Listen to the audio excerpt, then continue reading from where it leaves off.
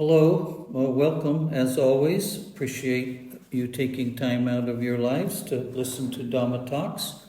May you be blessed for your efforts. I've been forgetting to mention that I would really appreciate any comments you might have, any suggestions for improvements, any topics you might like covered. These talks are spontaneous. I've mentioned before, I don't research them. I don't have notes. I'm not quoting scriptures. So I'm open to any suggestions to make the recordings more listenable and for topics that you would like to have discussed. Okay, today we're on page 59. We will be concluding this little booklet on page 60. There are additional pages, but I won't be giving any Dhamma talks about the additional information in the booklet unless someone requests that I do so. Page 59, Lord Buddha's Enlightenment Declaration. This is a quote somebody remembered. He said, "Repeated births are each a torment." That means even those things we call pleasure, those experiences we call pleasure, because they don't last, because they're more or less out of our control, they're impermanent, they're insubstantial, and they're not actually happening to a person. When we wake up to this truth, we realize even the pleasurable parts of our life are another kind of suffering. It's called sukha dukkha, or sweet, we could say sweet suffering, pleasurable suffering, and the unpleasurable is referred to as dukkha dukkha. Seeking but not finding the house builder, I wandered through many a samsaric birth. He wants to know whose idea was this? Who built this house? Whose mind created this whole thing that we call me or mine? And until we find that answer, we're destined to experience this samsaric rebirth. O house builder, thou art seen. Thou wilt not rebuild the house. All thy rafters have been shattered, demolished has thy ridgepole been. My mind has won the unconditioned. The extinction of craving is achieved. So the foundations, the rafters, the building materials of a life Buddha has discovered are craving and aversion, attachment to pleasures, the aversion to displeasures, that all arise out of the sense of self. So now he has destroyed the builder, which it turns out was himself, because he's the one, we are the ones who create our own existence moment by moment, not just a birth from our mother's womb, but moment by moment, we are determining the kind of life we're going to live in that moment. If we choose wisely, that moment is not painful because we don't have painful reactions to it. And when it's pleasurable, we don't attach or cling or identify with those pleasant sensations as happening to me. As I've said many times, it's not that they don't happen. It's not that a broken leg doesn't hurt. It's not that when we are betrayed, we are not devastated or injured in the heart. It's that we wake up to realizing the reactions we've been having are self-generated. There is not a law that forces us to have a given reaction. We have some choice. The more we meditate and experience and practice mindfulness, the more variety or the more power we have to choose the choice, to choose the kind of reaction we're going to have. It's not a law that we must be sad after certain experiences or that we must be happy after certain experiences. It may be popular belief, the secular world may be encouraging us to have these reactions, but when we start on the path of liberation, the definition is we begin to be liberated in the choices that we make. They are no longer knee-jerk reactions. There are some simple examples. We become calmer so that, for example, if there's a bolt of lightning, we don't jump if there's, or shout, or make any noise at all. The sound of the thunder arises into the ear and passes away, and the body and the emotions have no reaction. It's just a sound entering this ear sense door. There are many other examples. I've experienced some of these things myself, and I've seen teachers. One of them, I didn't witness it, but a bolt of lightning knocked his cell phone out of his hand, and no reaction. Okay, the cell phone is destroyed. I'm still alive. Let's move on to the present moment. So the last sentence is valuable. The extinction of craving is achieved. We all crave to have a comfortable, pleasant, sensuous life. We crave not to have discomfort, problems, financial, emotional, psychological, etc., physical problems. We all crave for that. We also crave, if we're on this path, if we're listening to Dhamma talks, we have a craving, however strong or mild it may be, it is a craving to be liberated from suffering and possibly to be liberated from the wheels of rebirth, this samsaric rebirth. That's also a craving. We cannot study, we cannot practice, we cannot walk the path of Dhamma without wanting to do so.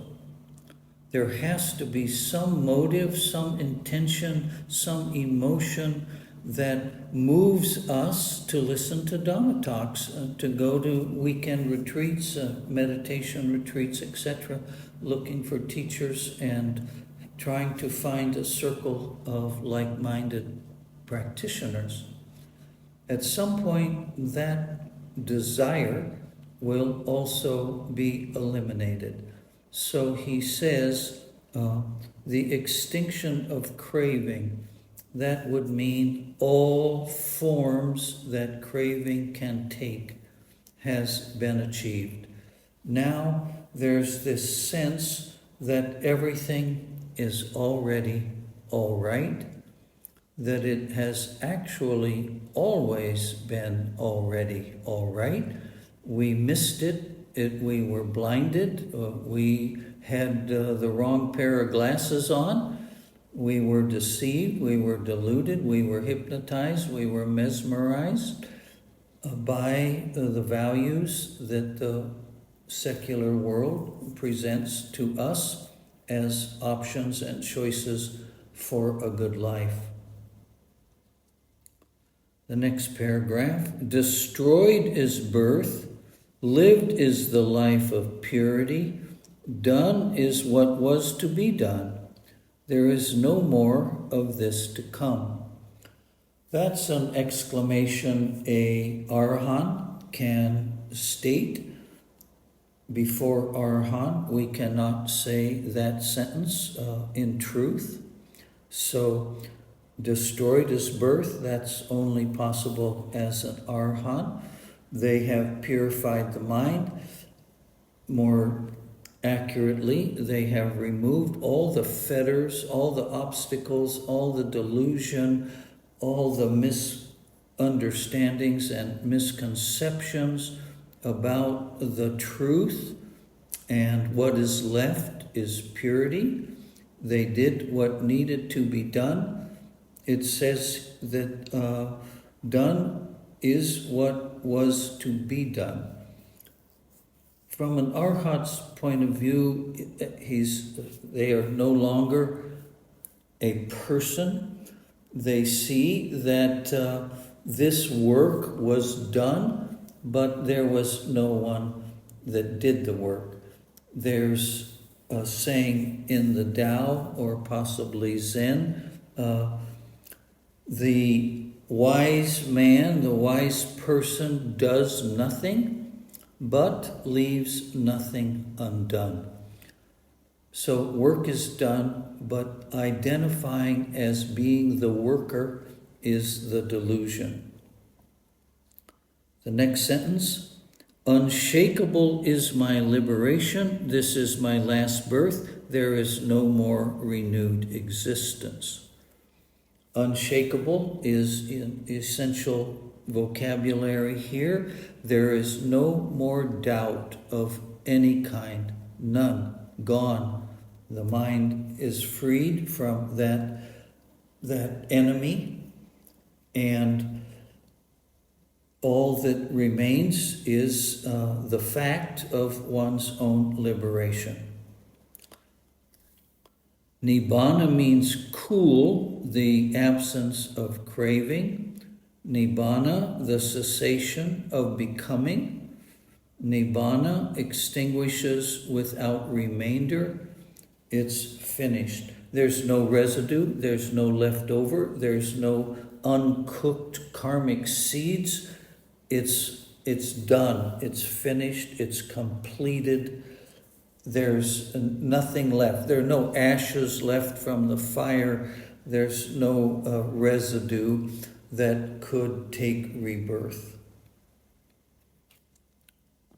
Until we have mindfulness practice that is able to search every crevice and cranny of the subconscious mind, we will be subject to some forms of craving.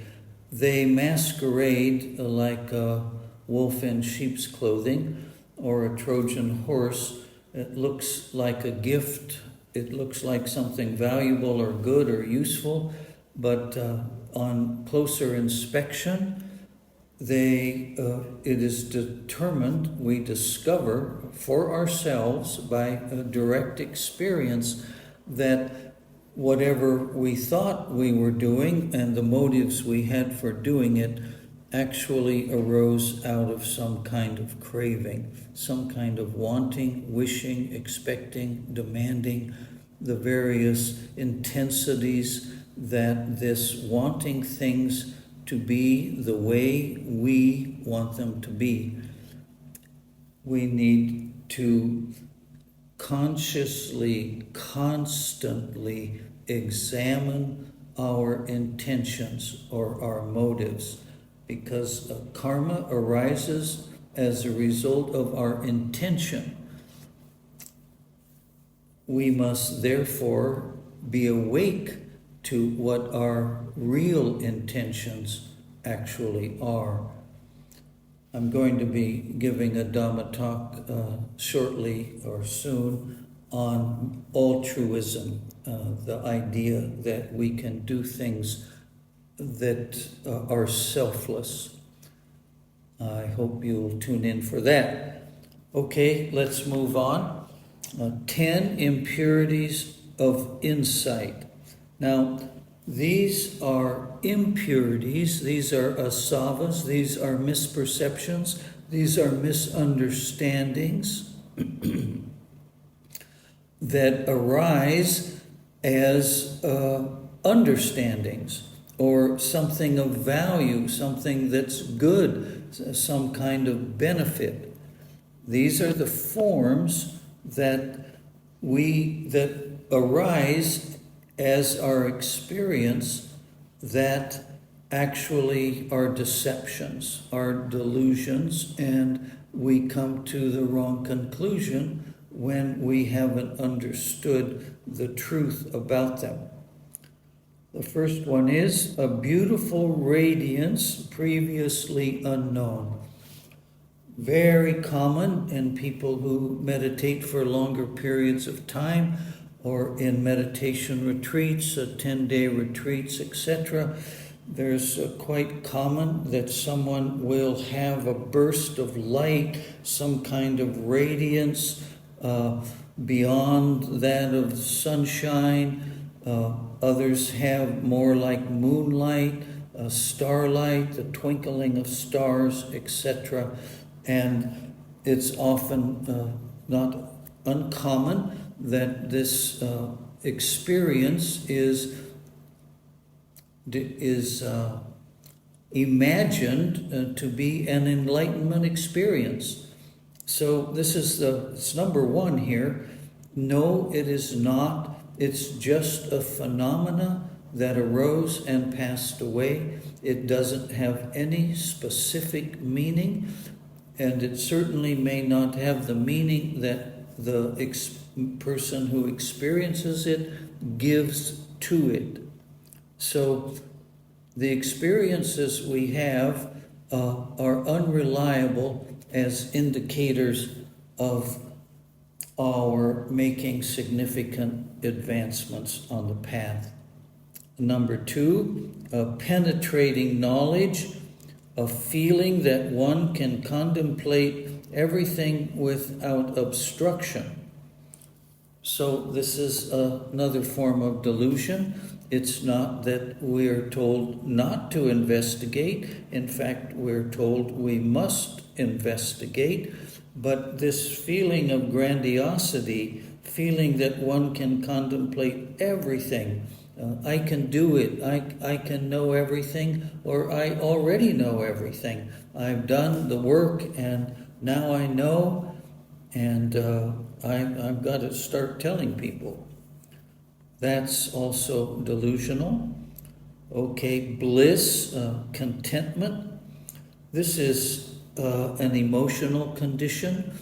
Some of these are found in the first four jhanas.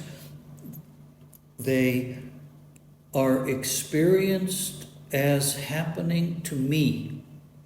I am having this experience. This is what makes it delusional. It is not the idea that the experience did not happen. The delusion is that it happened to me. So even when it's bliss, even when it's contentment, even when we stand up from our meditation and feel blissed out, identifying with that emotion as belonging to me is dukkha, is suffering. Number four, serenity, body, mind, tranquility, life, light, and agile. It's similar to bliss and contentment. I'm going to be repeating myself. It's that we identify with it as happening to me. So because it's peaceful, we've been told to find peace of mind. Well, now here's serenity. They're trying to carefully use the right or best vocabulary. We are told there is a state called equanimity. And this equanimity in a Pali word is ubeka. This may look like a serenity, but it has a different quality altogether because there's not a person who's experiencing equanimity. There is just the experience of equanimity. So serenity and tranquility, feeling light, feeling like you're floating, feeling like you're not quite walking on the earth, you've lost the gravitational pull that usually impacts the body. You just sometimes feel you could fly away or blow away. This is a delusion if you identify with it. Number 5, exceptional, refined happiness of the body and mind. This is a definition of the first couple of jhanas, of the first 4 jhanas. So they're cautioning us that if we go into jhana, and it's not uncommon that someone, quote, drops into jhana, they didn't know how they got there, they just had this experience, it just happened, and when they recover or come out of jhana, they can recount the experience as an experience that happened to them. Tremendous faith accompanies insight, filling the mind with joy. There's an emotional quality being described here. It is not equanimity. It's a tremendous faith accompanied by this giddiness, this joy. And this true is also, not the true or pure Dhamma. Things that are happening to the body, which being lighter than air and feeling like we're going to float away, and things that are happening in the mind emotionally are still dukkha. A balanced effort, not too strict and not too lax. The common denominator here is, in fact, we should have a balanced effort. We can overdo it, and we certainly can underdo it. We can practice in a way that's too extreme. It is too, it in fact is reinforcing a sense of self. It's self-torture. We are proud of it. We like the fact that we try harder than others who seem to be lazy by comparison.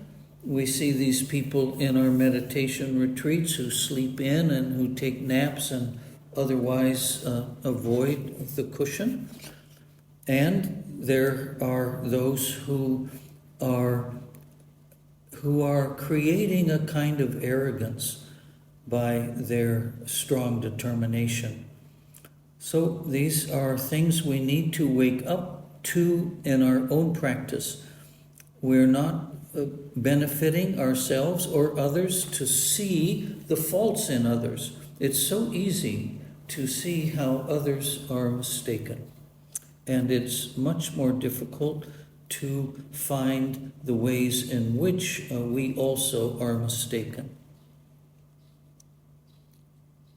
Clear, well-established sati, the ability to recollect with dexterity and fluency. So, this booklet and these Dhamma talks have been emphasizing the essential nature of sati. There is a condition where the sati is automatic. It's called mahasati, mahapanya. The sati just is been trained so that it's a constant habit. We don't have to try to have sati. It just arises with the moment something enters the sixth sense doors. Sati is there, knowing something has arisen, and may understand the nature of what has arisen more clearly than previously. So, the ability to recollect with dexterity and fluency. So, we then have a quality of memory that allows us to be fluent when we're talking about things.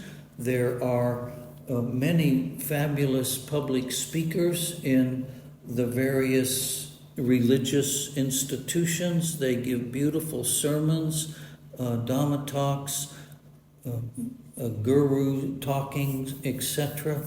They are just excellent public speakers. They are fluent and dexterous in their presentation, but there remains a very troublesome sense of self.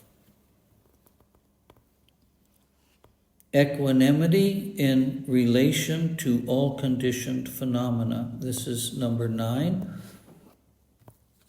We are told that we must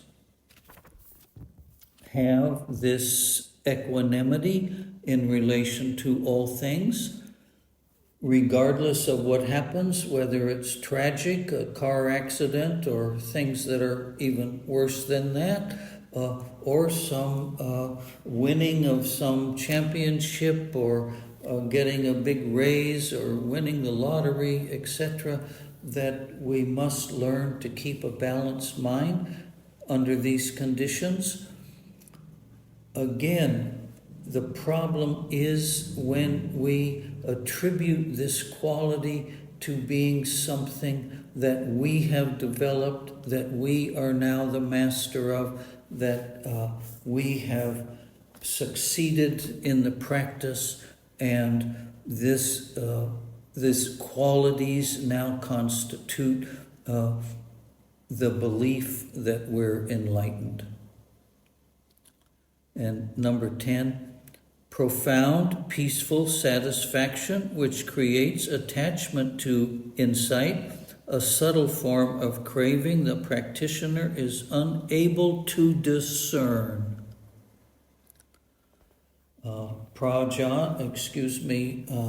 Ta, the second monk pictured in this little booklet, teaches repeatedly that people find a place in their meditation which is very comfortable, it's enjoyable, it's something that they become addicted to without realizing that they're craving. When they sit down, they hope that they will have this experience. They're disappointed if they don't have this experience.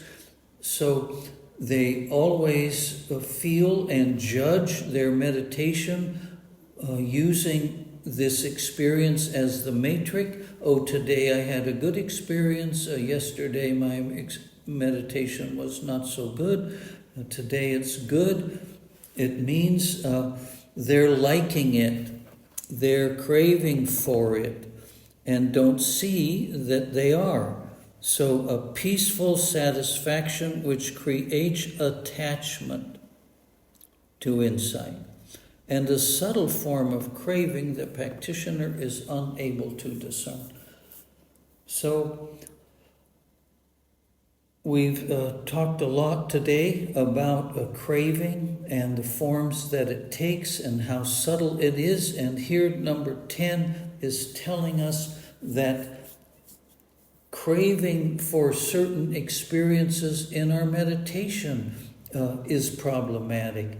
Craving for anything whatsoever is problematic. But the difficulty is identifying that it is craving. It looks like a virtue. It looks like a blessing. It looks like success. But buried in there is craving. And that's the problem. The craving arises out of dukkha. Dukkha arises out of a sense of self. Okay, that's it for today. I thank you for those who have reached the end of this Dhamma talk. I hope your Dhamma practice will bear fruit and you are bound to be successful. In closing, I'd like to thank you again. I'd like to encourage any comments, any suggestions that you might have. It would be very helpful to me in improving the quality of this channel. Thank you very much.